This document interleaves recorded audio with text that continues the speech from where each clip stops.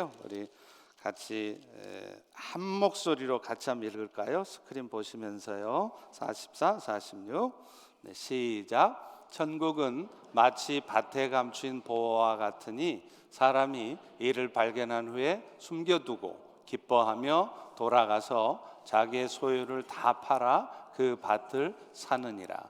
또 천국은 마치 좋은 진주를 구하는 장사와 같으니 극히 값진 진주 하나를 발견함에 가서 자기의 소유를 다 팔아 그 진주를 사느니라. 아멘.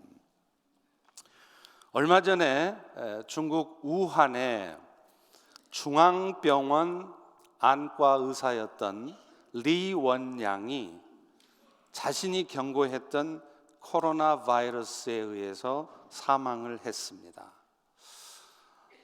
이분은 작년 12월경에 지금 코로나 바이러스가 얼마나 심각한 것인지를 알고서 세상 가운데 SNS에 그 사실을 밝혔어요. 그리고 그 일 때문에 그분은 공안 당국에 끌려갔다가 반성문을 쓰고 나서야 겨우 풀려날 수 있었습니다. 그러나 이미 그의 경고는 현실이 되었고 지금 코로나 바이러스는 중국뿐만 아니라 온 세계를 위협하고 있습니다. 그런데 이 리원양이 우한 교회를 다니던 크리스찬이었다는 사실을 아는 사람들은 그렇게 많지 않습니다.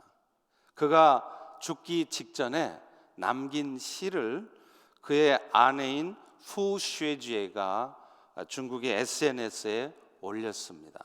그 내용은 이렇습니다.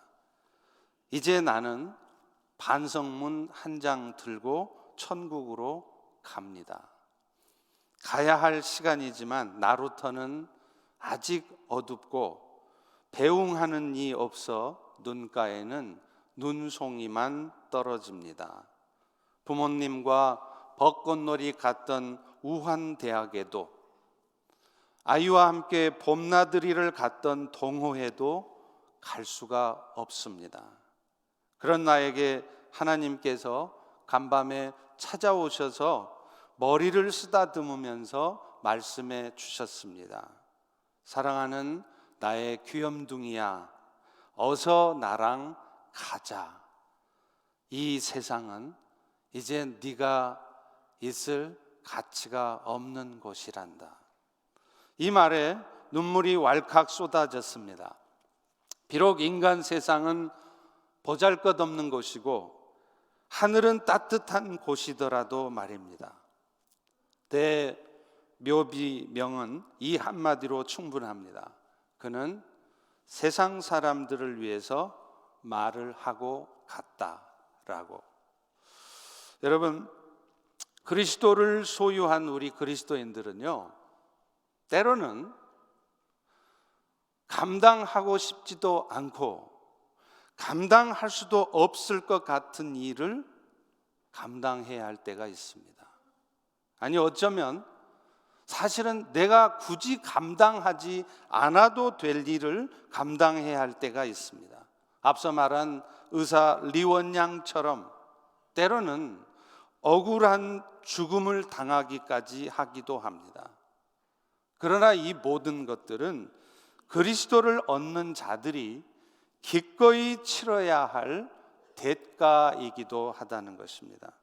오늘 본문은 그리스도를 얻게 되었다고 하는 것이 오늘 우리에게는 어떤 의미가 있는 것인지를 말씀해 주고 있습니다. 원래 마태복음 13장은요 이른바 천국장이라고 하죠. 왜냐하면 이 13장에는 모두 7개의 비유가 나오는데요, 이 모든 비유가 다 천국이 어떤 곳인지를 설명하고 있기 때문입니다. 그 중에 오늘 본문으로 읽은 두 비유, 밭에 감추인 보화와 값진 진주의 비유는 바로 앞에 나오는 3개의 비유와는 다른 목적으로 기록이 되었습니다. 그것은 이 비유를 통해서 천국을 얻은 자는 어떤 기쁨을 누리게 될 것이며 그 기쁨을 얻기 위해서는 어떤 대가를 치를 수 있는가를 말하고 있다는 거예요. 오늘 본문에서 예수님은 먼저 천국을 밭에 감추인 보화다 이렇게 말씀합니다. 44절을 다시 한번 보시죠. 천국은 마치 밭에 감추인 보화와 같으니. 여러분, 예수님은요, 왜 하필 천국을 밭에 감추인 보화에 비유를 하셨을까요? 이것을 이해하려면 그 당시 팔레스틴 지역의 상황을 여러분들이 이해하셔야 돼요. 그 당시에 팔레스틴에는요, 약탈이, 남의 것을 빼앗는 일이 빈번했습니다. 그런데 문제는 오늘날과 같은 은행과 같이 이렇게 내 재물을 맡겨둘 만한 곳이 없었어요.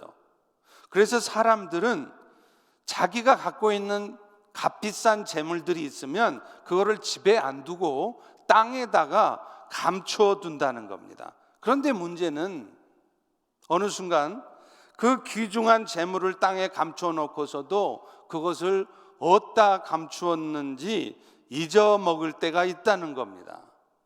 더더군다나 그것을 결국 발견하지 못하고 그 보화가 계속 밭에 감추어져 있는 경우들이 있었다는 것입니다.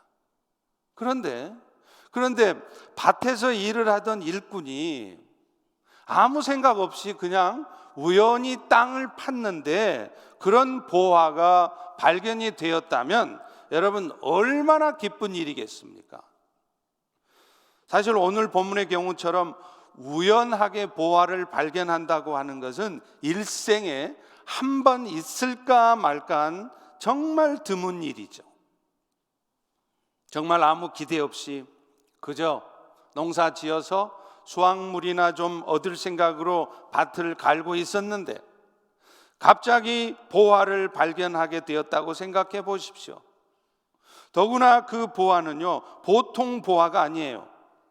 자신이 갖고 있던 소유물들을 다 팔아서 사도 전혀 아깝지 않을 정도의 보화라고 한다면 얼마나 놀라운 일이냐는 거예요. 사실 오늘 본문에 쓰인 이 보화라는 단어 자체가 어떤 뜻이냐면 아주 귀하고 최고로 값진 그런 보물을 의미한다는 것입니다. 예수님은 오늘 우리 모두가, 저와 이 자리에 앉은 여러분 모두가 하나님의 은혜로 예수님을 알게 되고요, 또 그 예수님을 통해서 얻게 된 그 영원한 생명, 이것은 그냥 아무것도 아닌 그저 흔한 것이 아니라 정말 보배로운 그 밭에 감추었던 보화처럼 이 땅의 어떤 것과도 비교할 수 없는 값진 것이라는 것을 말씀하신 것입니다. 더더구나 감사한 것은요, 또한 그것이 우리의 어떤 의도적인 결과로 해서 우리의 의도적인 노력을 통해서 얻어진 보화가 아니라는 것입니다. 전혀 의도하지 않았습니다. 그야말로 값없이 주어진 것이기에 그 은혜는 너무나도 감사하고 기쁜 것이라는 것, 이것을 말씀하는 거예요. 이사야 55장 1절에도 이렇게 말씀합니다. 오호라 너희 목마른 자들아 물로 나오라. 돈 없는 자도 오라. 너희는 와서 사 먹되 돈 없이 값없이 와서 포도주와 젖을 사라. 이 말씀은 예수 그리스도로 말미암아 우리 모두에게 주어진 이 구원의 은혜를 상징적으로 표현한 것이에요.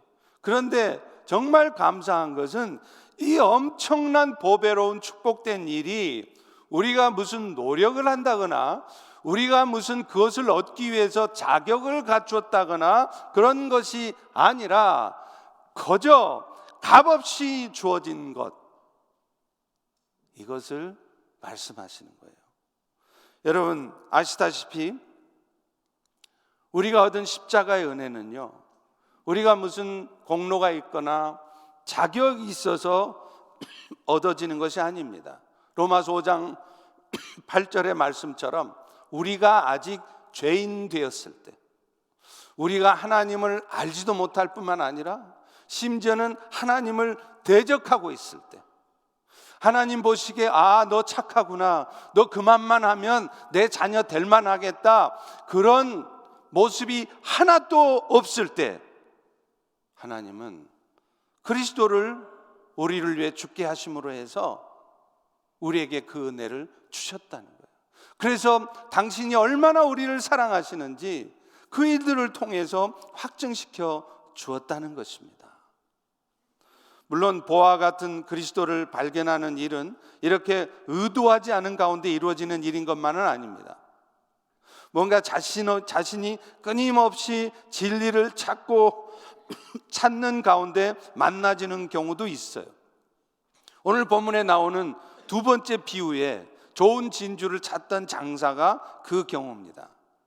우리 다 같이 45절, 46절을 다시 한번 읽습니다. 시작. 또 천국은 마치 좋은 진주를 구하는 장사와 같으니 극히 값진 진주를 발견하며 가서 자기 소유를 다 팔아 그 진주를 사느니라.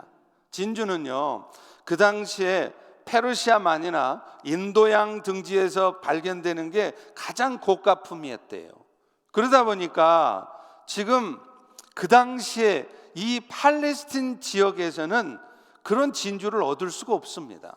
그런데 오늘 이 두 번째 본문에 나오는 진주 장사는 그런 최상품의 가장 값어치 있는 진주를 찾아다닌 사람이었다는 겁니다.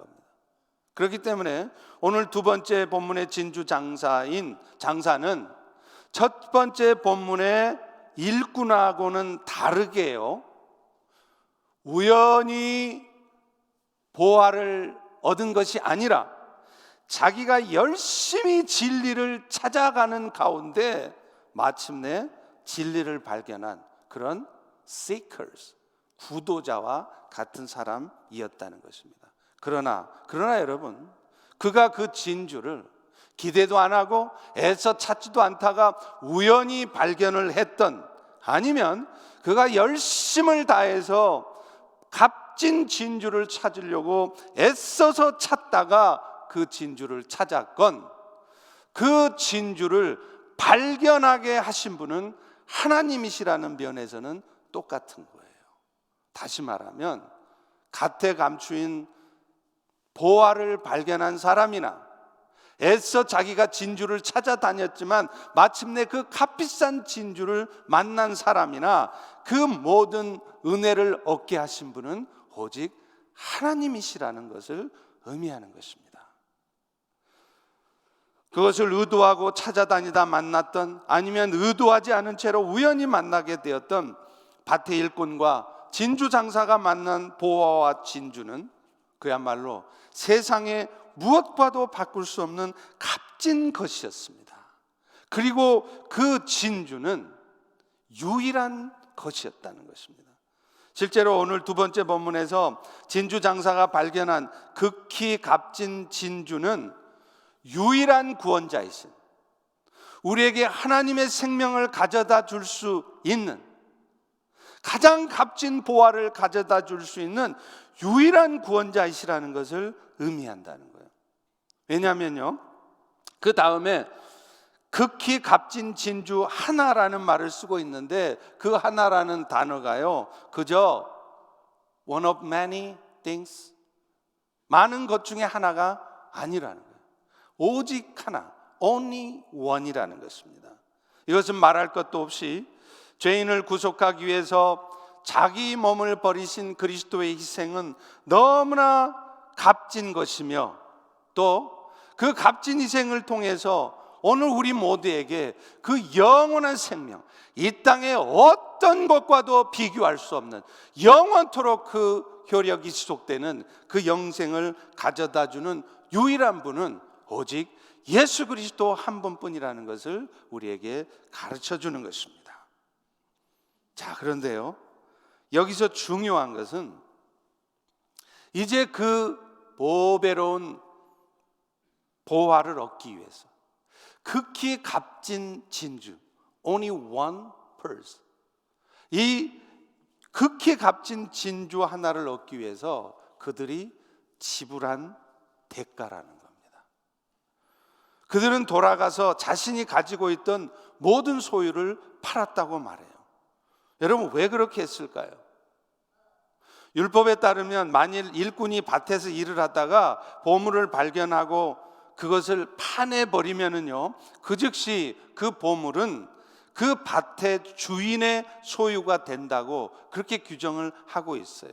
이런 이유 때문에 일꾼은 그 보화를 발견하고 나서 그 보화를 파내지를 않습니다. 그리고서는 조용히 집으로 돌아가서 자기가 갖고 있던 모든 소유들을 다 끌어모아서 그것을 다 갖다 팔아가지고 그 밭을 사는 거예요.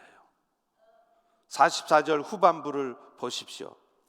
사람이 이를 발견한 후 숨겨두고 기뻐하며 돌아가서 자기 소유를 다 팔아 그 밭을 사느니라.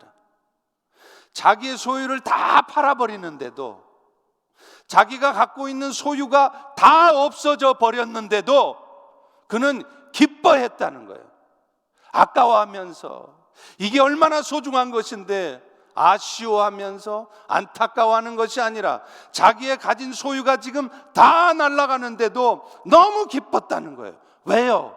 내가 갖고 있는 소유하고는 비교할 수 없는 그 엄청난 보화를 얻게 되기 때문이었습니다.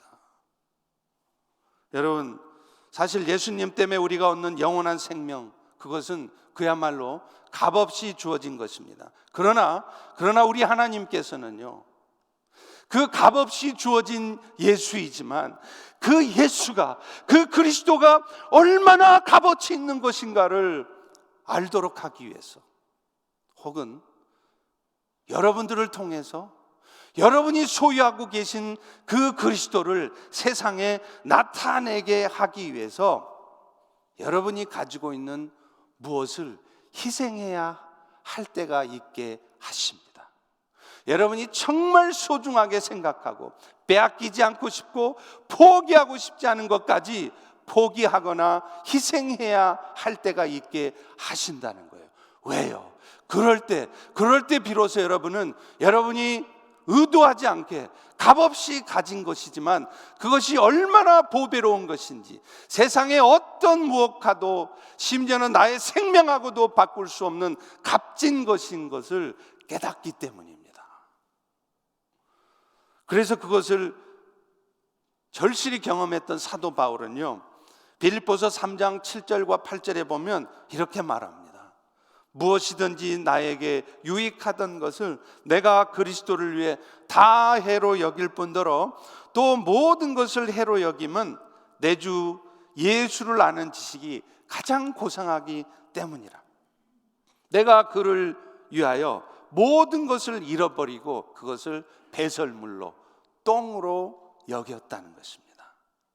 그리고 그렇게 한 이유는 그것을 통해 내가 그리스도를 얻고 그리스도 안에 있는 나를 발견하고 싶어서 그랬다는 거죠.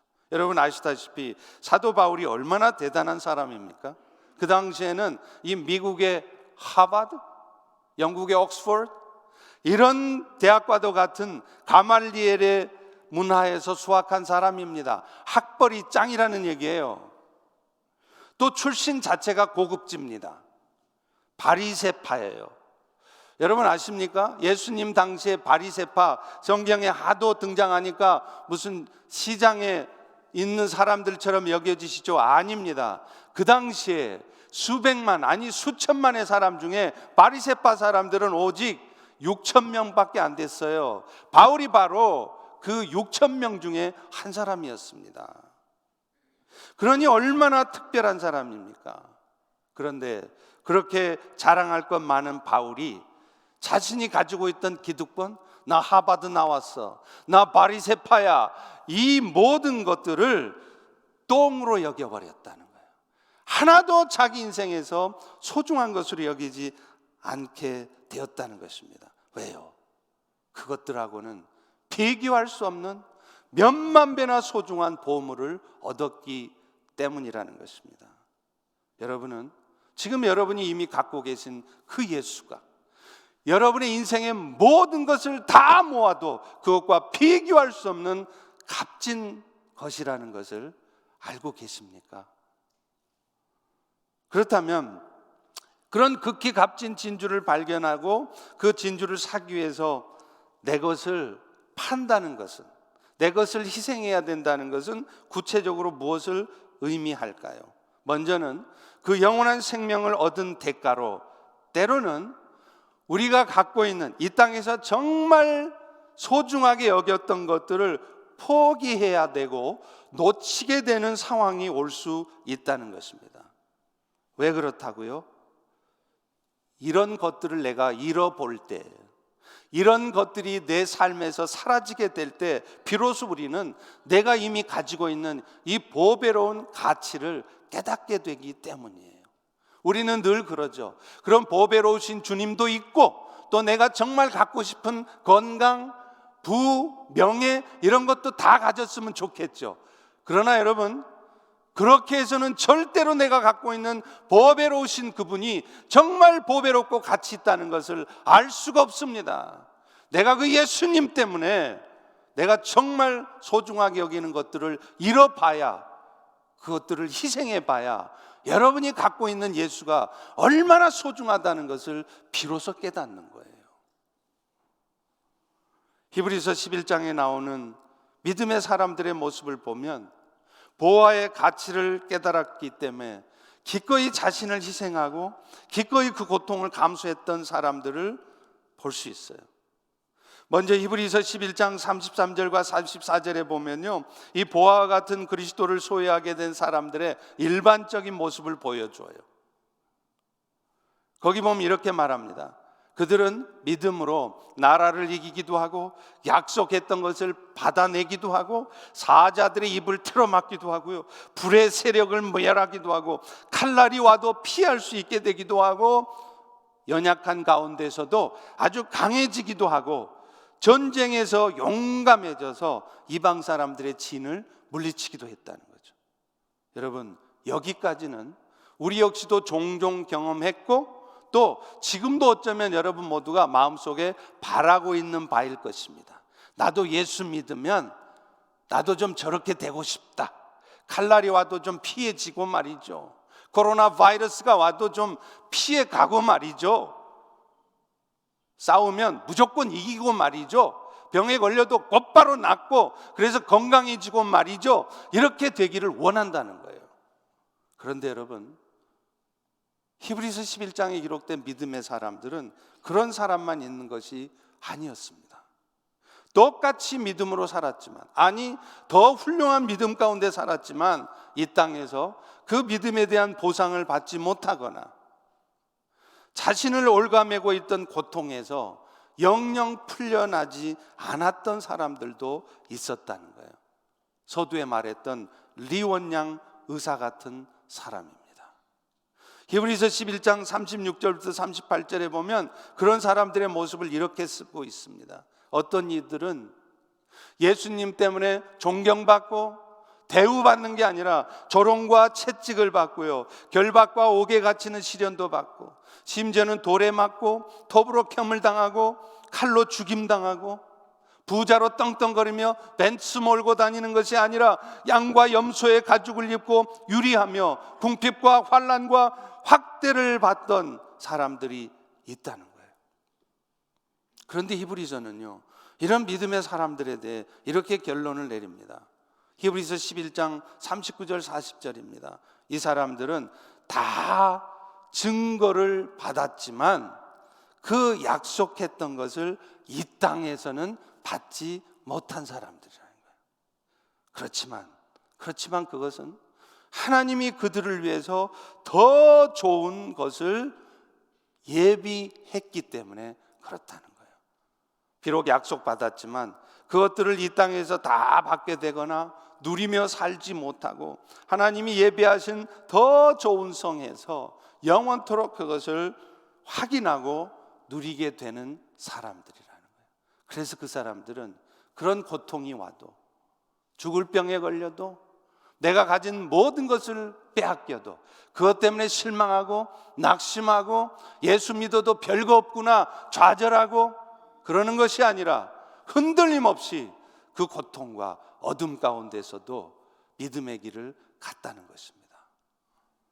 데이빗 윌커스는 이렇게 그리스도로 말미암아 자신의 것을 기꺼이 포기하고 심지어는 자신의 생명까지 버려야 했던 사람들을 보면서 이렇게 고백을 합니다. 나는 예수님 안에서 나에게 필요한 모든 것을 발견하였다. 그리고 그것은 더 이상 나의 친구나 나의 가족들에게 더 나은 성취를, 더 나은 것들을 얻으라고 요구하지 않는 것이다. 심지어는 더 이상 하나님을 위해서 뭔가를 이루어내라고 재촉하지 않는 것이다. 더 이상 자신이 어떤 존재인가, 내가 얼마나 훌륭한 사람인가를 증명해 보이기 위해서 노력하지 않는 것이다. 더 이상 사람들을 기쁘게 하려고 하기 위한 방법을 찾지 않는 것이다. 더 이상 어려움만 있으면 쉽게 그 어려움을 떠나서 자신의 길만을 찾지 않는 것이다. 왜냐하면 나는 내가 찾고 있던 가장 소중한 것을 이미 찾았기 때문이다. 나의 보물은 그리스도이시다. 그분께서는 이미 그분이 가진 모든 것이 나의 소유가 되도록 서명하셨다. 그분의 피로 말미암아 나는 이제 그분이 가지신 모든 것의 공동 상속자가 된 것이다. 그래서 데이빗 윌커스는 이렇게 말합니다. 그래서 나는 지금도 여전히 내가 가지고 있는 것을 팔고 있는 중인, 아직도 나의 시간을, 나의 생각을, 나의 계획을 계속해서 그분께 드리고 있다. 그러나 나는 그것들 모두가 내가 얻은 보물에 대한 대가로 지불되고 있는 것임을 안다. 영원히 목마르지 않는 생명수를 얻기 위해, 또 어떤 상황에서도 항상 기뻐하며 평강을 누릴 수 있도록 하기 위해서 기꺼이 지불해야 하는 것들이라는 것을 나는 알고 있다. 그리고 나는 내가 드린 이 모든 것들로 인하여 돈을 요구하지 않는다. 내가 드린 모든 것들의 대가는 이미 내가 가진 그분 한 분만으로 충분하기 때문이다. 여러분, 이 고백이 자신의 것을 잃어보면서 정말 포기하고 싶지 않았지만 그것이 없어지는 가운데 예수님을 깊이 만난 사람들이 평생을 하게 되는 고백입니다. 여러분은 지금 이 고백을 하고 계십니까? 그런데 여러분은 지금 자신이 그리스도를 얻은 것 때문에 여러분이 치르고 있는 희생, 여러분 자신이 주님을 위해서 드리고 있는 모든 것들이 여전히 아까우십니까? 그것들을 예수님 때문에 여러분이 뺏기고 있다는 사실이 여전히 억울한 생각이 드십니까? 그렇다면 여러분은 아직 진짜로 여러분이 주님께 드려야 될 것들을 드리지 않고 있다는 증거입니다. 우리가 그리스도를 얻음으로 말미암아 주님께 드려야 될 최종적인 것은요, 결국은 자기 자아예요. 이 고집스러운 자아입니다. 마귀는 끊임없이 하나님은 너에 대해서 공평하지 않으시다. 그렇기 때문에 네가 지금 너의 현실에 대해서 불평하고 많은 것들을 기대하며 요구하고 있는 것은 당연한 일이다 라고 마귀는 끊임없이 속삭입니다. 그리고 사람들은요, 처음에는 그런 마귀의 속삭임을 거부해요. 그러나 그 속삭임이 계속 들리면 어느 순간 자신도 모르는 사이에 그 마귀의 속삭임에 동의해 버린다는 거예요. 그래, 맞아. 나는 지금 마땅히 받아야 될 대우를 받고 있지 못한 거야. 내가 지금 억울한 거야. 예수 믿으면 모든 게 잘 되어야지 왜 이런 불행한 일들이 터지는 것이지? 이건 뭔가 잘못된 거야. 그런 마귀의 속삭임에 나도 모르게 동의해 버린다는 거예요. 그래서 여러분 마음도 스스로가 어둠에 빠지는 것입니다. 그런데 여러분, 이것이 바로 여러분이 아직 자아가 살아있다는 증거입니다. 다시 말하면 아직도 진정으로 하나님 앞에, 보배로우신 주님 앞에 여러분이 드려야 될 것을 아직 드리지 않고 있다는 것이죠. 바꿔 말하면 여러분은 아직도 그분이 얼마나 보배로우신 분인가를 아직 알고 있지 못하다는 것입니다. 그렇기 때문에 결국 삶 가운데 내가 겪고 있는, 혹은 앞으로 여러분이 겪게 될지도 모를 모든 종류의 불행의 궁극적인 원인이 될 이 자아를 여러분들은 주님 앞에 드리실 수 있어야 된다는 거예요. 그런데 이와는 반대로요, 자신을 하나님 앞에, 자기의 자아를 철저히 하나님 앞에 드린 사람은요 항상 행복합니다. 내 삶의 여건이 좋아지고, 나를 힘들게 했던 사람들이 변화되어지고, 내가 살고 있는 이 공동체가 좋은 환경이 되었기 때문에 행복한 것이 아니라, 사도 바울처럼 자신이 지금 지하 감옥에 갇혀 있던, 아니면 발이 착고에 처해 있던, 심지어는 예수님 때문에 십자가에 거꾸로 매달려 죽게 되는 상황이 되어도 상관이 없습니다. 내가 처한 가정이, 내가 살고 있는 직장이, 내가 신앙생활하는 교회 공동체가 어떠한 형편에 있든지 상관없이 행복할 수 있는 것입니다. 기독교 2000년의 역사에서 수많은 믿음의 선배들이 그것을 보여줍니다. 자신의 자아를 철저히 주님 앞에 드린 사람들은 상황에 상관없이 어떤 여건과 환경 속에서도 그리스도로 말미암는 기쁨과 평강과 소망을 누리는 것이죠. 여러분, 성경은요, 사람들은 전적으로 하나님의 영광을 위해서 창조되었다는 것을 밝히고 있어요. 특별히 하나님의 자녀로 부름받은 하나님 나라의 백성들은 더더욱 그렇습니다. 이사야 43장 7절에 보면 이렇게 말해요. 내 이름으로 불려지는 모든 자, 곧 내 영광을 위해서 창조한 자를 오게 하라. 내가 그를 지었고 그를 내가 만들었다. 무슨 말입니까? 하나님의 부르심을 받은 자, 하나님의 지으심을 받은 여러분 모두는 무엇 때문에 이 땅에 있느냐? 하나님의 영광을 위해서 있다는 것입니다. 그래서 하나님은 하나님의 백성으로 부름받은 자들에게 그 백성답게 하나님의 영광을 돌리며 살라고 그 삶의 지침을 주십니다. 그것이 바로 모세를 통해 주신 율법이에요. 그런데 예수님은 하나님의 부르심 받은 사람들의 삶의 기준으로 제시된 이 율법을 딱 두 가지로 정리해 주셨죠. 마태복음 22장 37절부터 40절입니다. 주께서 이르시되 너의 마음 다하고 목숨 다하고 뜻 다하고 다해서 주 너의 하나님을 사랑하라 하셨으니 이것이 첫 번째 계명이고, 둘째 계명도 사실은 첫 번째 계명하고 같은 것인데, 너의 이웃을 네 주변에 함께 살라고 준, 함께 신앙생활하라고 있게 한 교회 지체들을 너의 자신과 같이 사랑하라는 것입니다. 여러분, 그리스도는 소유했지만 여전히 자신을 영화롭게 하고 싶고, 자신의 유익만을 생각하고 자신의 생각대로만 살아가려 하는 사람들은 결국은 이 계명을 지키지 못할 뿐만 아니라 결국 자기 자신마저 불행하게 만든다는 것입니다. 여러분, 사실 성경의 가르침은 거룩이라는 것도요, 죄 안 짓고 착한 짓 하는 거, 그걸 말하는 게 아닙니다. 진짜 거룩은요, 결국은 자아로부터의 해방이에요. 거룩엔 본질적으로 내가 어떤 행동을 해야 되고 어떤 행동을 하면 안 되는 것을 말하지 않습니다. 예를 들면 죄로 여겨지는 것들은 일절 행하지 않는 사람들이 있어요. 여러분, 사람들은 그런 죄를 안 짓는 사람들을 보면 참 거룩하다 이렇게 말합니다. 그런데 아십니까?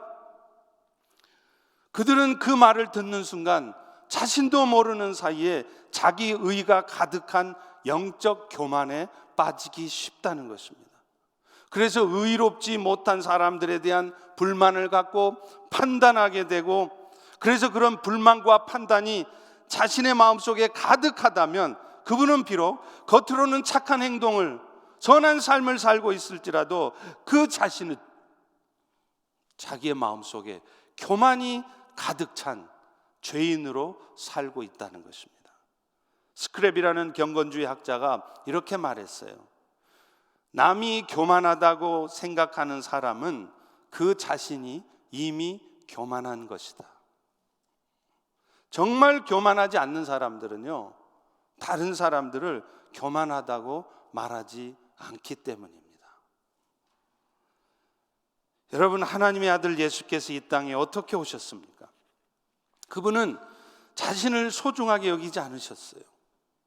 그 영광과 권위에 있어서 하나님과 동등하셨던 예수님은 스스로가 하나님과 동등되게 여김받는 것, 이것 중요하게 생각하지 않으셨어요. 그분은 오히려 자신을 부인했습니다. 여러분, 만약 하나님 아들께서 자신을 부인하지 않으셨다면 그분은 성육신하지 않으셨을 것이고, 그분은 모든 인류에게 주신 구원의 은혜를 여러분들에게 주시지도 못했을 거예요. 그분은 철저히 그 일을 위해 자신을 낮추셨습니다. 그래서 베드로전서 2장 22절 23절에 보면 죄를 범하지 않으시고 그 입에 거짓도 없으셨지만 욕을 당하셔도 맞대어서 욕하지 않았고, 고난을 당하셨지만 위협하지 않으셨고, 오직 공의로 심판하시는 하나님에게 부탁만 하셨다는 거예요. 그러므로 여러분, 만일 우리가 예수 그리스도를 믿고 그분께서 우리의 죄를 위해 돌아가셨음을 믿고 고백하고 있으시다면, 그것은 여러분의 일생의 최대의 목적은 여러분의 자아가 죽는 것이어야 된다는 것을 의미하는 것입니다. 그분의 죽으심의 최종 목적은 그저 여러분들이 죄 용서함을 받고 지옥에서 건짐받게 하는 것이 아니기 때문이에요. 거기서 더 나아가서 여러분이 새롭게 창조된 새 백성이 되게 하시는 것이기 때문입니다. 로마서 8장 28절의 말씀 잘 아실 것입니다. 하나님의 부르심을 입은 자들에게 모든 것이 합력해서 선을 이룬대요. 그럴 때 이 선이 뭘까요? 그저 여러분이 원하고 바라는 것이 아닙니다. 그저 빨리 병 낫는 것이 아닙니다. 그저 여러분의 비즈니스가 빨리 회복되는 것이 아닙니다. 지금은 잘못되었지만 이제 좀 지나면 모든 게 다 좋은 상태로 회복된다는 것을 말하는 것이 아닙니다.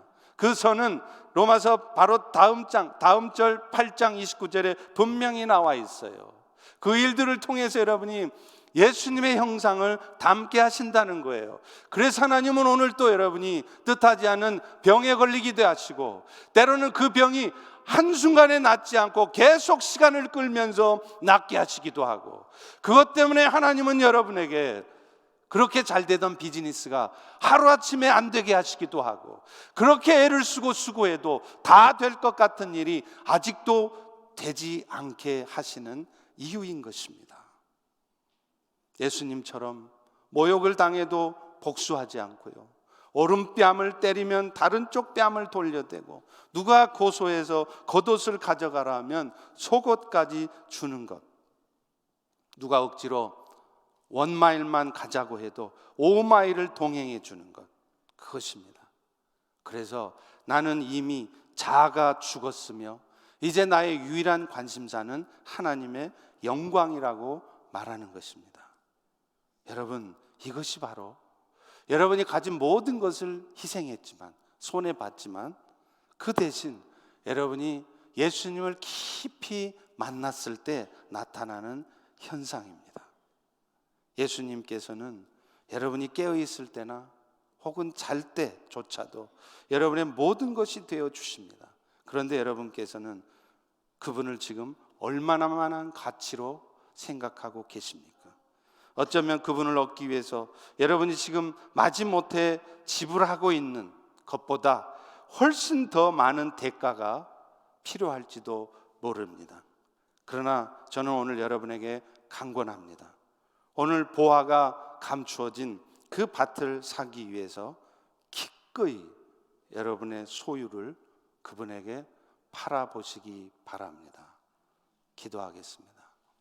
하나님, 오늘도 그저 하나님의 은혜로 예수 믿어 천국 가는 거 기뻐만 했지, 그 보배로우신 주님을 얻기 위해서 내가 마땅히 희생해야 되는 것들, 손해보는 것들에 대해서는 그저 안타까워하고 아쉬워만 했던 우리 자신들을 돌아봅니다.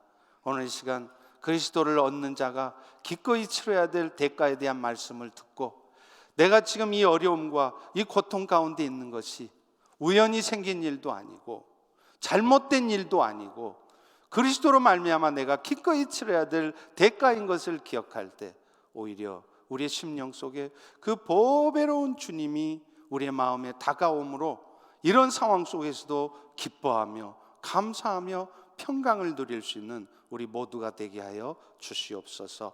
예수님 이름으로 기도합니다. 아멘.